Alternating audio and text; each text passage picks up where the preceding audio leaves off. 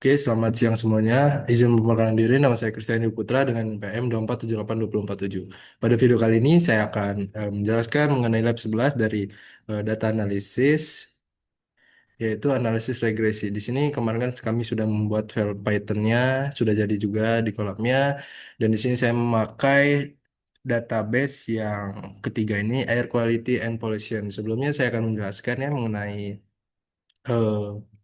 air data ini tentang apa. Jadi dataset ini berisi eh, terkait informasi kualitas udara di berbagai lokasi pengukuran yang mencakup beberapa parameter ya, penting seperti kadar polutan, langsung isinya itu ada PM2,5, PM10, CO2, NO2, dan sebagainya. Jadi posisi geografis ini serta satuan pengukuran yang digunakan melalui data ini gitu dilakukan analisis regresi linear berganda dengan tujuan untuk memahami dan memprediksi kadar polutan udara atau variable dependent value. Nah, berdasarkan beberapa faktor penentu seperti independen yaitu lokasi geografis, jenis parameter polutan serta satuan pengukurannya aja. Jadi analisis ini diharapkan untuk memberikan gambaran sejauh mana sih faktor-faktor yang lingkungan tersebut terpengaruh terhadap kadar polutan udara, serta membantu dalam pengambilan keputusan terkait dengan pemantauan dan pengendalian kualitas udara. Mungkin di sini kita masuk langsung aja pada tahap satu ini. Seperti biasa ya kita mengimport kode. Seperti biasa kita upload data set kita dalam bentuk CSV. Lalu di sini ada data profession menyesuaikan nama kolom dan membuat kolom baru ekstrak. Nah, jadi pada tahap pertama ini ya seperti biasa ya, saya melakukan identifikasi variabel pertama. Itu saya mengubah ya seperti tadi saya bilang dataset OpenAct CSV. Jadi nama datasetnya OpenAct CSV. Yang berisi ya tadi data kualitas udara. Setelah itu program membaca isi file, memisahkan kolom koordinat menjadi latitude dan longitude agar bisa digunakan dalam analisis. Kemudian saya menyesuaikan nama kolom agar seragam, yaitu value menjadi value, lalu polotan menjadi parameter, dan unit menjadi unit. Setelah dibersihkan, terlihat kolom utama yang akan digunakan, yaitu longitude, ya, longitude, lalu eh, variable dependent atau target yang akan diprediksi ya adalah value. Sedangkan variable independennya adalah latitude, longitude, parameter, dan unit. Terakhir saya menampilkan 5 data teratas ini untuk memastikan dataset yang saya digunakan tahap berikutnya. Ya, kalian bisa lihat sendiri nih ya, 5 dataset teratas. Lalu kita masuk ke tahap kedua, yaitu pada tahap ini eh, saya menentukan tujuan dari analisis regresi linear berganda ini. Yaitu tujuannya tuh untuk pertama tuh ada apa nih eh, longitude dan apa nih latitude, posisi lintang lokasi pengukuran, lalu longitude posisi bujuran. Pinggiran, lalu parameter jenis polutan yang diukur, misalnya PM2 yang sudah saya bacakan lagi. Nah, ini memprediksi nilai polutan udara Y, mean value berdasarkan faktor lokasi, latitude, longitude, lalu jenis parameter polutan dan satuan pengukuran. Nah, sebenarnya di tahap 2 ini cuman tujuan dari kita buat eh, analisis regresi ini apa. Gitu. Kita masuk ke tahap 3. Pada tahap 3 ini, kita disuruh membuatkan model regresi linear berganda. Mungkin ya kita menggunakan pustaka ya. Lalu scikit-learn, lalu langkah pertama adalah misalkan variabel independen X dan dependen ya. Jadi independen tuh istilahnya eh, bisa berdiri sendiri dan dependen tuh ya rame-rame gitu lah. Jadi independen tuh sumbu X dan dependen tuh sumbu Y. Dalam kasus ini ya, variabel Y adalah value, yaitu kadar polutan, ya, yaitu kadar polutan udara. Sedangkan variabel X terdiri dari latitude, longitude, parameter, dan unit. Kemudian dilakukan identifikasi tipe data untuk setiap fitur, yaitu fitur numerik mana? Ya, fitur numerik terdiri dari latitude dan longitude, lalu fitur kategorikal terdiri dari parameter dan units ya. Hal ini penting agar proses processing dapat dilakukan dengan tepat. Selanjutnya saya membuat pip, pipeline processing. Ya, pipeline processing. Ya, ini fitur numerik. Ya, ini nih, fitur numerik menggunakan standar scalar agar memiliki skala yang seragam. Fitur kategorial memiliki nih, eh, kategorial diubah menjadi bentuk numerik menggunakan one hot secondary. Kira-kira seperti itu ya. Kalian bisa lihat sendiri data siap digunakan untuk pemodelan jumlah data 61.107 baris.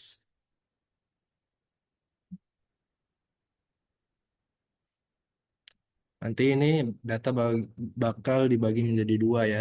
Data latih, train sebesar 80%, nanti data uji tesnya sebesar 20%. Nah, mungkin kita langsung masuk ke tahap 4, yaitu analisis regresi linear bergandanya. Mungkin tahap 4 ini kita eh kita hapus dulu aja.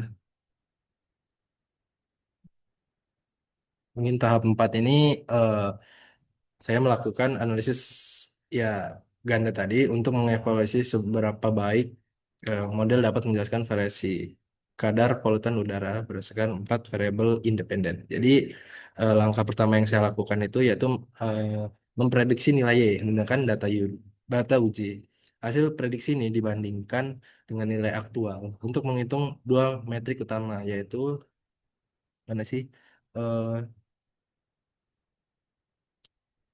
Yaitu R squad ya R squad dalam kurung R pangkat 2 yang menunjukkan seberapa besar variasi data dijelaskan oleh model. Lalu RMSE kalian bisa lihat sendiri di sini. Nah, RMSE ini adalah root mean squared error yang mengukur seberapa besar rata-rata kesalahan prediksi model. Jadi nilai R2 ini yang semakin mendekat menandakan model semakin baik, sedangkan RMSE yang kecil berarti semakin kesalahan prediksi rendah gitu. Hmm.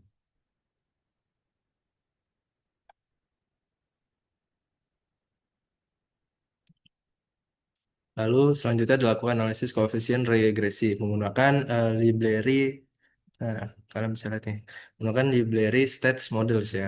Dari hasil ringkasan model OLS atau ordinary least squares, kita mendapatkan nilai tiga, yaitu koefisien masing-masing variabel, statistik dan p-value untuk menguji signifikansi, lalu serta interval kepercayaan atau confidence in the interval untuk melihat tentang estimasi.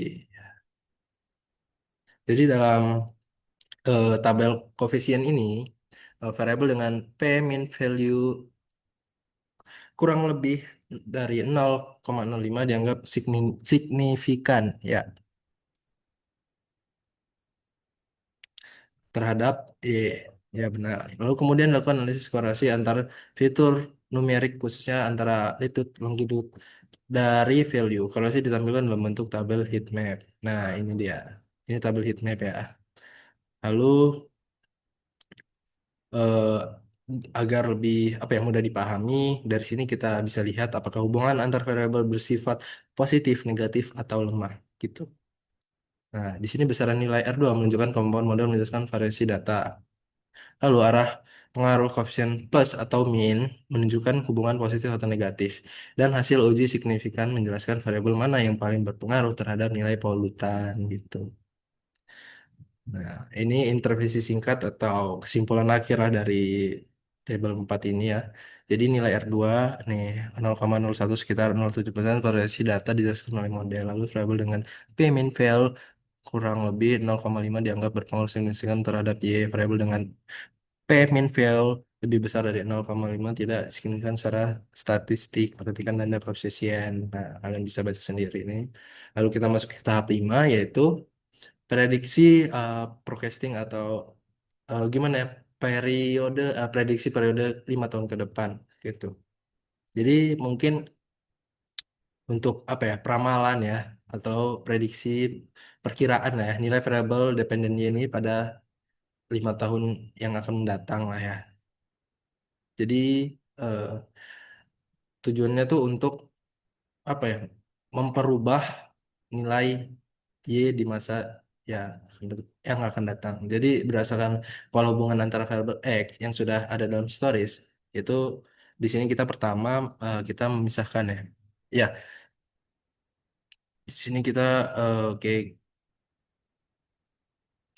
dibuat apa ya, dibuat data analisis dulu simulasi untuk 5 periode ke depan.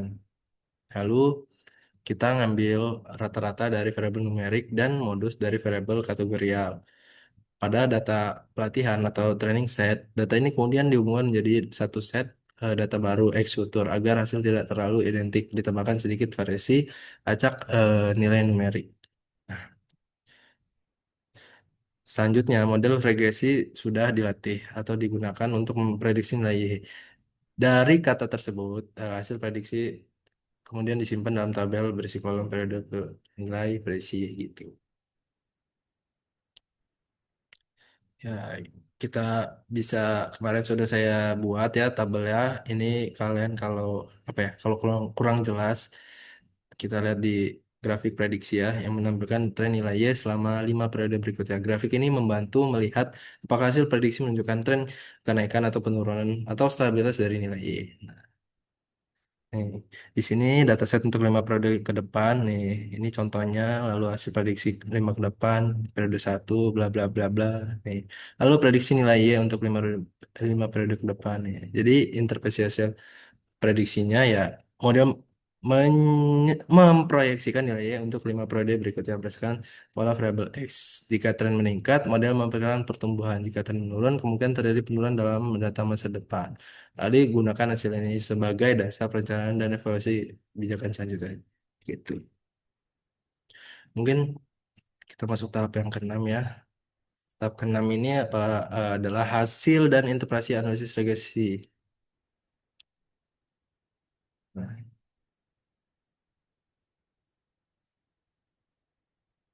di tahap ini ya kita melakukan apa ya untuk menilai seberapa baik model yang telah kita buat dalam menjelaskan hubungan antara independen X dan dependen Y gitu lah. Mungkin langkah awal yang saya lakukan itu melihat koefisien regresi serta kita akan menguji signifikan T dan F.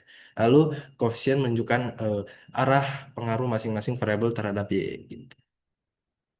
Apakah positif atau negatif gitu. Terus nilai P min fail digunakan untuk melihat apakah variabel tersebut berpengaruh signifikan. Jika P min fail kurang lebih dari 0,05 maka variabel dianggap berpengaruh gitu terhadap Y gitu. Sementara uji F digunakan untuk menguji eh, signifikan model secara keseluruhan jika P value F lebih kecil dari 0,5 maka model layak digunakan untuk karya hubungan disignifikan antara variabel X dan Y. Selanjutnya dilakukan analisis korelasi antar fitur numerik melalui heat map ya.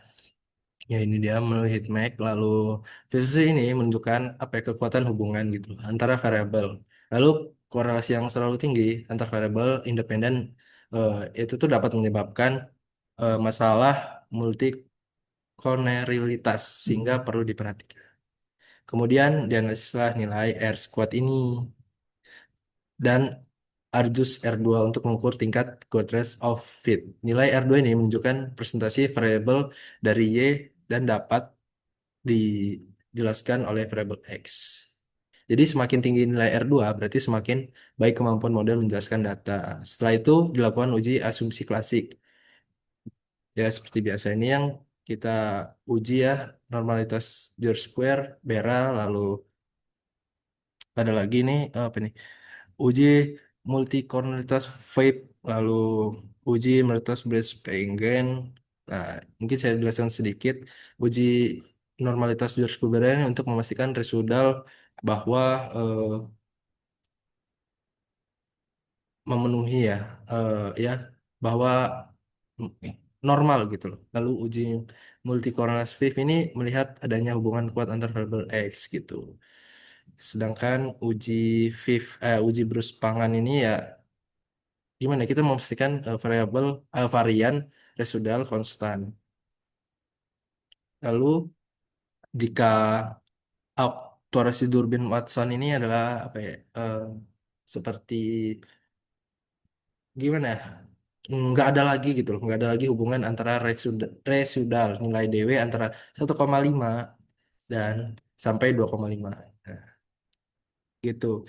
Ini interpretasi akhir ya, atau kesimpulan akhir.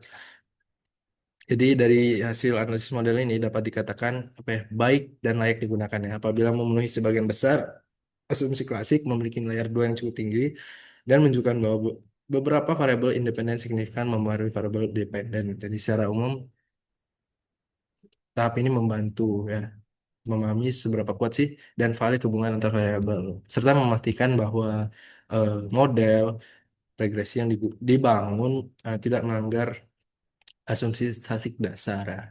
Mungkin yang tahap 7 ini kita ada kesimpulan dan interpretasi akhir ya. Nah, jadi kesimpulan dan akhir analisis regresi linear berganda ini, di sini ada tabel, ada aspek analisis, kita bisa baca sendiri, lalu hasil dan interpretasinya. Nah, ini interpretasi naratif aja yang saya bacakan. Model regresi menunjukkan bahwa variabel independen X1 sampai X4 berpengaruh terhadap variabel dependen Y secara signifikan. Lalu nilai R2 sebesar 0,0 menunjukkan model cukup baik dalam menjelaskan variabel data. Semua uji asumsi klasik terpenuhi sehingga model layak digunakan untuk prediksi. Berdasarkan arah koefisien, kita dapat mengidentifikasi variabel mana yang berpengaruh positif dan negatif terhadap Y. Nah, mungkin kalian bisa baca di sini juga ada saran dan pengembangan bukan pengujian pada data baru dan tambahan fitur agar model semakin dekat. Nah, mungkin cukup video hands-on yang dapat saya lakukan. Sekiranya saya ada kesalahan, saya mohon maaf. Terima kasih.